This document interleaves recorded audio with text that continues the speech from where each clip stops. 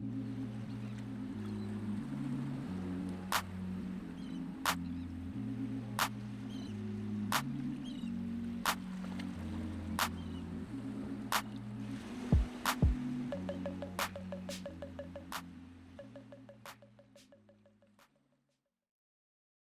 sont les Inuits?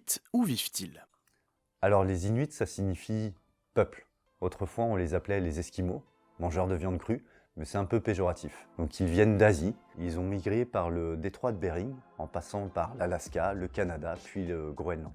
Donc leur territoire est immense, et à la base, les Inuits sont des nomades, c'est-à-dire qu'ils chassent sur la banquise pour trouver leur alimentation.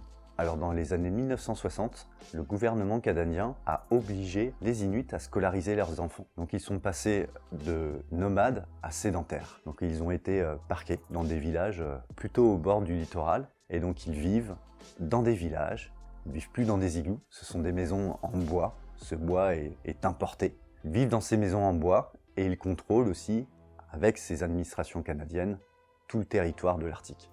Qui sont les Inuits? Où vivent-ils? Les Inuits sont d'origine nomade. Ils se déplaçaient pour chasser et se nourrir. Ils se sont sédentarisés dans des villages au bord de l'océan Arctique autour des années 1960. Ils ne vivent plus dans des igloos, mais dans des maisons en bois. Comment les Inuits se sont-ils adaptés au monde moderne? Leur univers, leur monde a évolué très rapidement. C'est-à-dire qu'en 50 ans, ils sont passés de la lampe à huile au GPS. Donc bien sûr, ça a perturbé leur culture et leur équilibre. Les Inuits sont des chasseurs nomades, et donc grâce aux animaux qu'ils chassent, ils ont des ressources en protéines, des ressources en graisse, et bien sûr, autrefois, ils utilisaient leurs os pour pouvoir faire des lances, des tendons aussi des animaux pour pouvoir coudre des kamiks, c'est par exemple des bottes en peau de phoque. Ce sont des chasseurs, mais qui respectent infiniment la vie. C'est grâce aux animaux, grâce à cette diversité, à cette biodiversité, ils peuvent vivre et surtout survivre. Alors maintenant, nous trouvons dans les villages inuits des supermarchés qui apportent des produits d'exportation.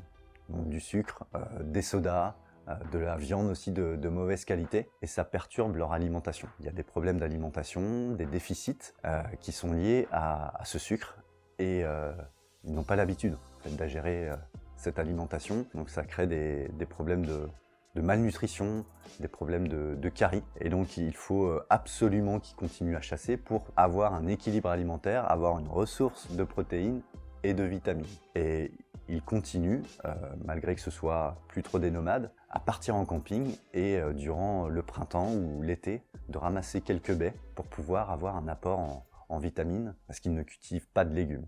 Comment les Inuits se sont-ils adaptés au monde moderne? Le monde moderne a apporté aux Inuits des progrès technologiques, mais aussi une alimentation trop riche. En effet, les supermarchés offrent des produits sucrés, gras et salés. Ils doivent donc continuer à chasser pour maintenir leur équilibre alimentaire. Pourquoi es-tu parti en Arctique? Donc avec mon frère Vincent, nous avions un rêve, c'était de rencontrer le narval. Nous avons décidé de réaliser un film qui s'appelle Les Harmonies Invisibles et qui parle de notre rêve d'enfant. Donc nous sommes allés au bord du passage du Nord-Ouest, sur le Floe Edge. C'est la banquise qui commence à fondre, elle est épaisse à peu près d'1 mètre. C'est là où le soleil pénètre l'océan, fait apparaître le phytoplancton, les petites algues, le zooplancton, cette base de la chaîne alimentaire, la biodiversité qui permet à toutes ces baleines, aux belugas, aux narvals, aux morses, mais aussi à tous ces oiseaux migrateurs, de pouvoir s'alimenter. Donc durant ce film, nous rencontrons différents personnages, donc une grand-mère qui a aujourd'hui 102 ans, qui nous raconte l'importance du narval dans la culture inuite. Nous rencontrons aussi Moses, un chasseur, qui nous explique comment il approche le narval le plus discrètement possible. Nous rencontrons Jérémy, son fils, avec qui je plonge pour la première fois avec un Inuit sous la banquise. Il faut savoir que culturellement, il y a tout un tas de légendes, notamment celle de Senna, qui nous explique que la mer, l'océan glacial arctique, est peuplé par cet esprit de Senna et par aussi plein d'animaux marins qui sont terrifiants comme les morses, les belugas, les narvals, les baleines boréales. Il faut savoir aussi que l'océan glacial arctique est noir, et le noir représente la mort. Donc plonger dans cet océan, c'est affronter la mort et affronter aussi l'esprit de Senna.